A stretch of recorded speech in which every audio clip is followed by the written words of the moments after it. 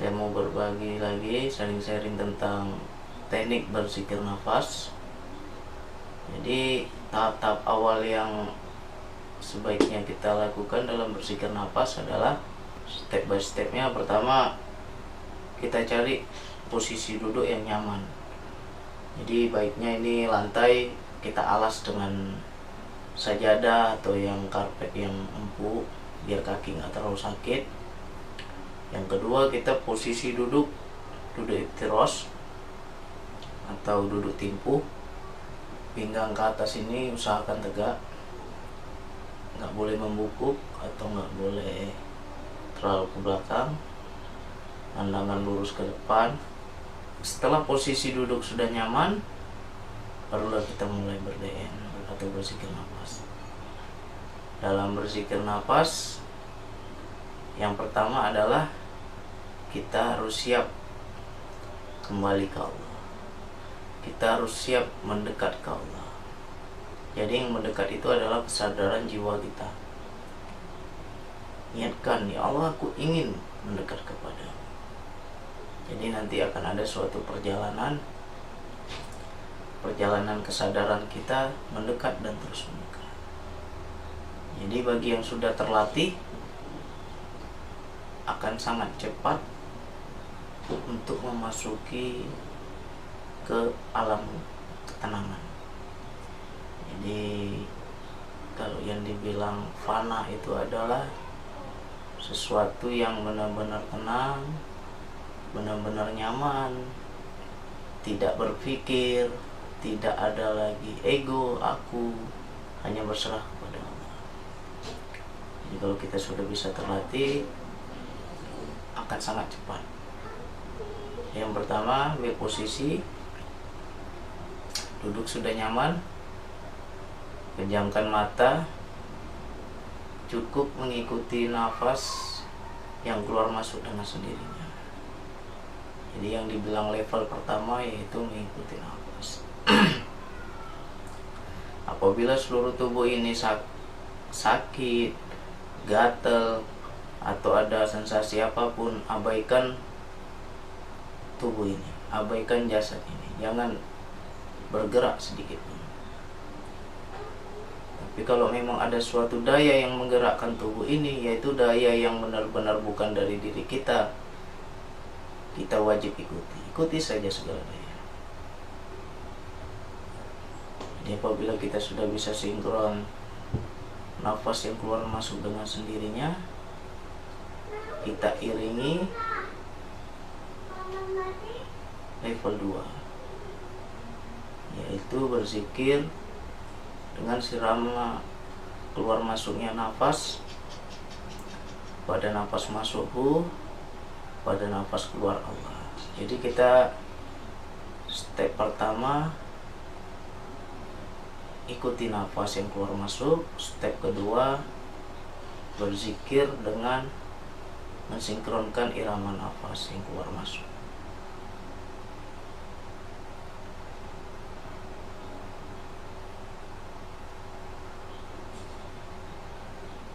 Bagaimana cara mengikuti nafas? Cukup kesadaran kita menyadari nafas yang masuk dengan sendirinya. Seperti apa nafas yang masuk dengan sendirinya? Yaitu dada kita mengembang. Ketika udara atau nafas itu masuk, dada kita mengembang. Ketika nafas itu keluar, dada itu mengempes atau perut juga mengempes. Jadi ikutin aja atau sadari aja nafas yang keluar masuk. Ketika kita sudah bisa mengikutinya, sudah bisa menyadari nafas yang keluar masuk dengan sendirinya, lanjut ke level 2 atau step 2, yaitu berzikir hu Allah dengan selama keluar masuknya nafas. Tetapi cukup di dalam hati, jangan diucapkan di lisan.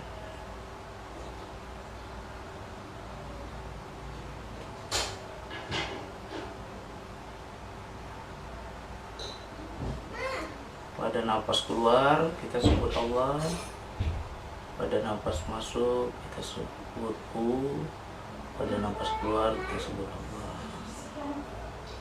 Sengaja saya verbalkan agar teman-teman bisa mencontoh. Hu, Hu, Hu.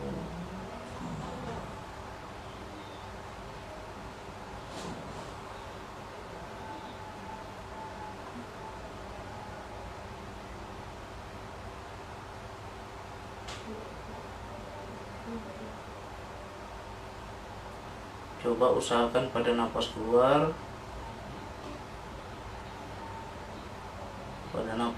itu benar-benar berserah kau. Habisnya nafas di dada ini, habisnya nafas di perut ini, sebegitulah berserahnya kita kepada Allah. Berserah total, berserah sehabis-habisnya, serahkan semua kepada Allah. Jadi dengan nafas yang keluar itulah daya atau dorongan atau alat yang membuat kita kembali mendekat kepada Allah. Semakin kita berserah pada nafas keluar,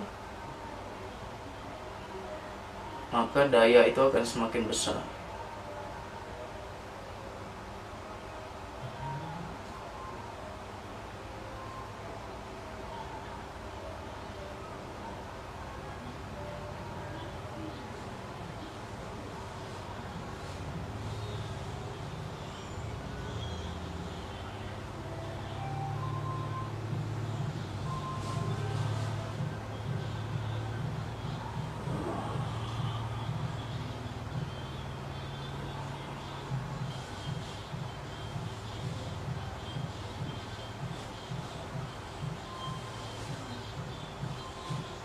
Dan pada level 3 berserah kepada Allah, menyadari Allah, menyadari siapa yang mempunyai nama Allah. Jadi kesadaran itu akan terpisah menjadi 3. Yang pertama kita sadar pada nafas yang keluar masuk, yang kedua kita sadar kepada hati yang menyebut Hu Allah, dan yang ketiga kesadaran jiwa kita yang mendekat ke Allah. Jadi 3 hal itu akan terpisah dan kita menyaksikan bersamaan.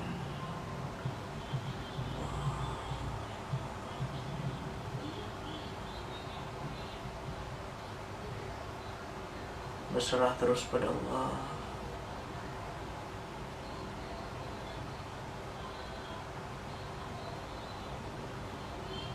Semakin kuat berserah, semakin ada daya yang menarik ke atas, ikuti aja dayanya.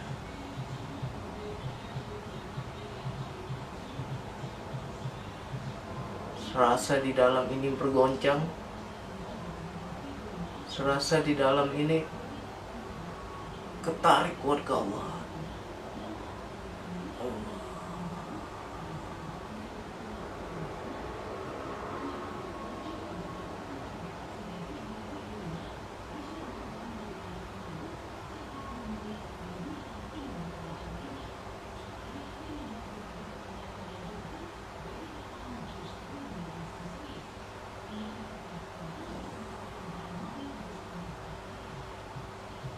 Terus ikuti Allah.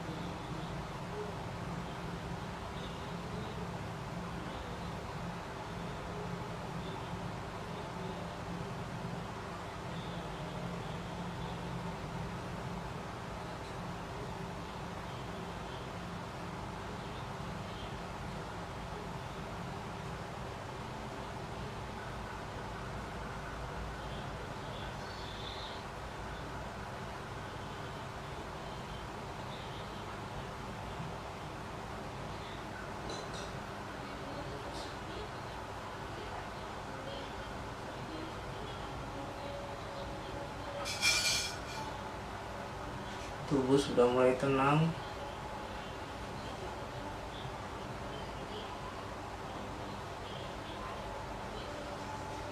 Napas terus berzikir sendirinya.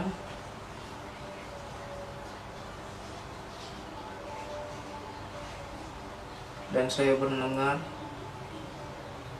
dia berzikir dengan sendirinya. Saya menyaksikan dia berzikir Allah dengan sendiri.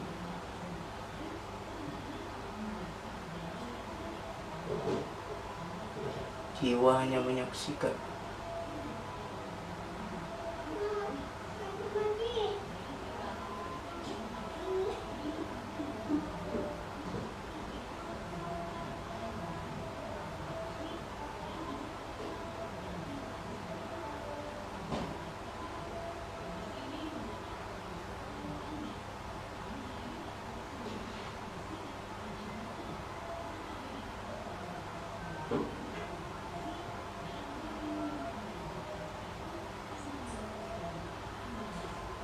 Inilah alam ketenangan, tenang, nyaman, damai.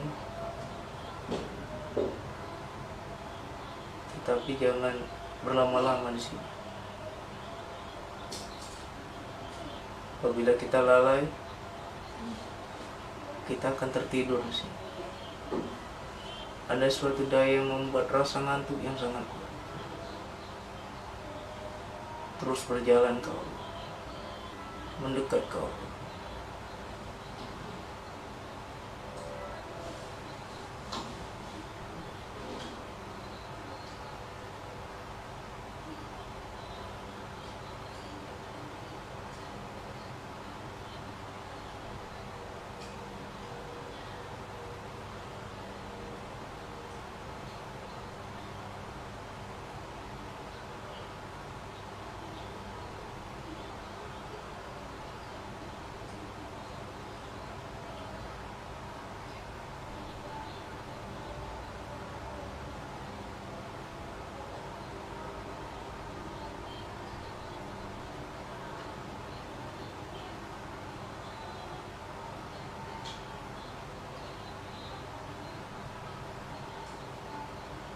Terlalu nyaman.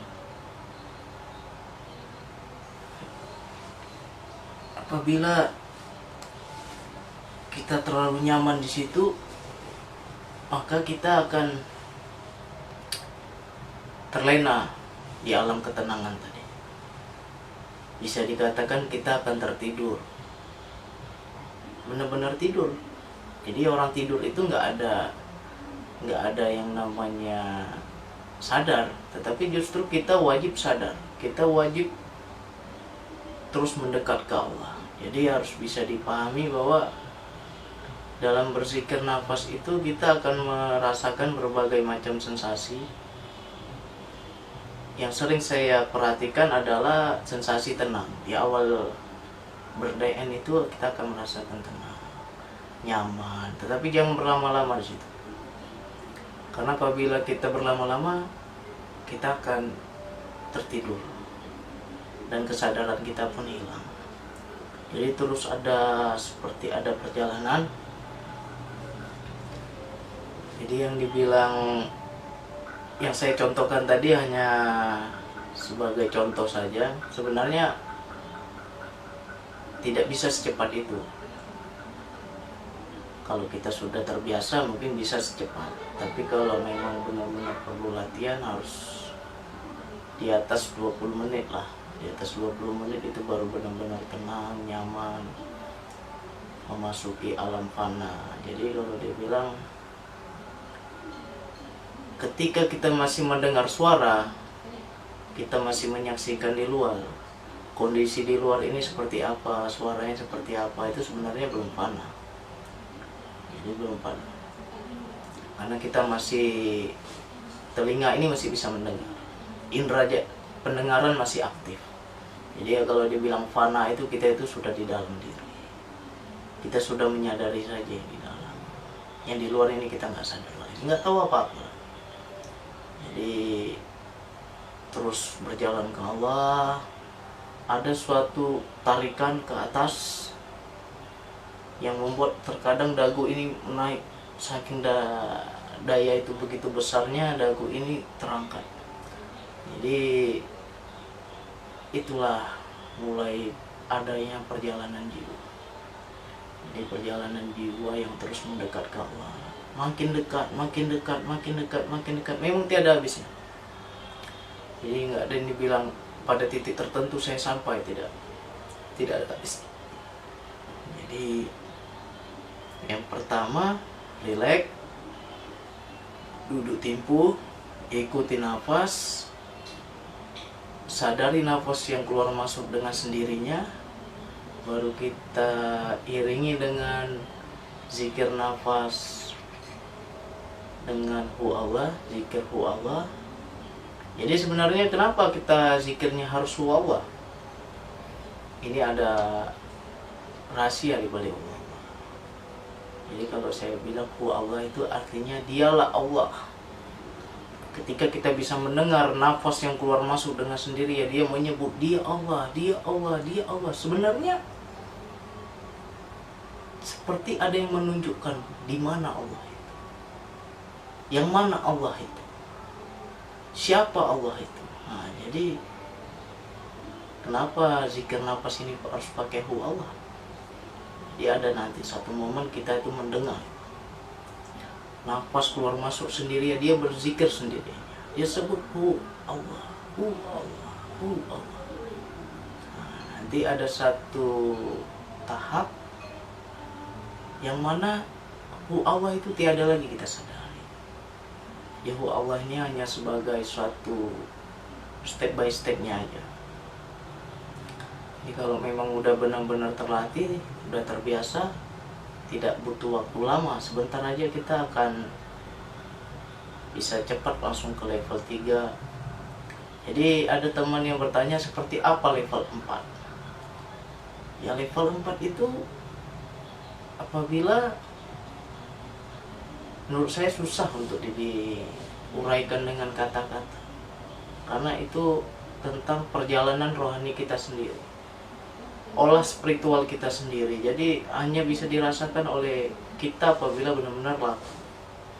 Jadi cukup 3 ini aja yang dipelajari, level 1, 2, dan 3. Dan yang keempat, biarkan Allah yang mengajarkan.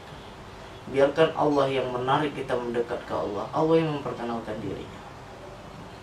Jadi kalau dibilang siapa mengenal diri akan mengenal Tuhannya. Jadi di sini kita benar-benar belajar mengenal diri yang sebenarnya. Diriku yang sebenarnya ini siapa? Aku yang sebenarnya ini siapa? Jadi apabila kita sudah memahami diri, jadi yang dibilang diri ini yang rohani, bukan yang kasar, yang jasad ini. Jadi yang dibilang yang rohani itu adalah jiwa, nafs, atau rohani. Jadi patut kita pahami siapa diri yang rohani. Di diri yang rohani ini adalah sesuatu yang goib, yang tak tampak, tetapi bisa kita sadari. Nah, jadi apabila kita sudah berada pada keadaan diri yang benar-benar goib, diri kita yang rohani, jiwa atau nafs, maka kita akan memahami Allah yang sebenarnya. Allah itu yang mana? Kita akan memahami. Jadi yang dibilang Allah itu yang maha goib. Mana kan mungkin kita dengan mata bisa mengenal Allah? Bagaimana mungkin kita dengan jasad ini bisa mengenal Allah? Jadi yang bisa mengenal Allah adalah yang goib pula, yaitu nafs atau jiwa yang rohani. Jadi apabila kita itu sudah bisa berada di diri yang sebenar diri, maka kita akan diperkenalkan Allah yang maha goib. Nanti kita akan merasakan inilah aku, kata Allah. Jadi kita akan menyadari Allah. Jadi yaitu Allah yang tidak diserupakan dengan Allah. Tetapi kita sadar, tetapi kita yakin, tetapi kita beriman itu Allah. Nah, jadi seperti apa? Allah itu tidak diserupakan dengan apapun, tidak bisa dibayang-bayang, tidak bisa direka-reka seperti apa. Seperti apa zat Allah? Tiada yang mengetahui. Jadi, tetapi kita menyadari itu Allah. Kita meyakini itu Allah. Dia hanya bisa Allah hanya bisa ditemui dengan yang gaib. Ditemui dengan jiwa yang sadar Allah. Jadi manfaat berzikir nafas ini dalam kehidupan, apabila kita senantiasa mengenal bahwa aku ini yang sebenar diri adalah jiwa atau nafs atau yang rohani, maka kita itu akan sangat peka, kepada yang gaib, akan sangat beriman kepada yang maha gaib. Jadi banyak manfaat. Ini teman-teman semua, silakan dilatih. Sama-sama kita terus belajar. Saya juga masih belajar. Sengaja saya beranikan diri berbagi ini bukan berarti saya sudah pintar, tetapi benar-benar saya juga belajar dari video yang saya rekam sendiri. Saya belajar. Jadi segala tulisan yang saya tulis, segala rekaman yang saya rekam, semua sebenarnya itu untuk diri. Tapi saya berbagi agar bermanfaat. Jadi tiada maksud menggurui. Saya berbagi ini untuk saya belajar juga sendiri. Jadi sama-sama kita latih. Biasakan setiap habis sholat, karena di situ yang sering saya lakukan setiap habis sholat. Cari suasana yang sunyi, entah tengah malam, entah siap sholat subuh. Keadaan sunyi, sepi itu lebih mendukung lagi ketimbang kita di rumah rame, banyak suara anak. Itu akan mempengaruhi kefokusan kita atau sadar kita. Jadi kalau memang sudah terbiasa itu nggak ngaruh. Tapi kalau yang baru-baru pasti akan berpengaruh. Jadi cari tempat atau waktu yang sunyi. Lakukan 20 menit sampai 30 menit. Kalau di atas 30 menit bisa bertahan, ya lanjutkan. Sampai kita itu benar-benar bisa mengerti seperti apa itu ihsan. Seperti apa itu sadar Allah. Seolah-olah kita melihat Allah. Seolah-olah kita berhadapan dengan Allah. Seolah-olah kita disaksikan Allah. Seperti apa itu ihsan. Jadi ihsan itu hanya bisa disadari oleh jiwa yang sadar Allah. Dilakukan 20 menit sampai 30 menit.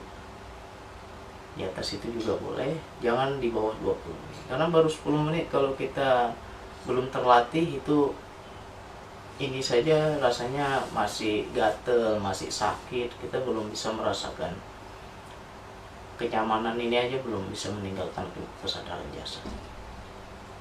Jadi semoga bermanfaat. Assalamualaikum warahmatullahi wabarakatuh.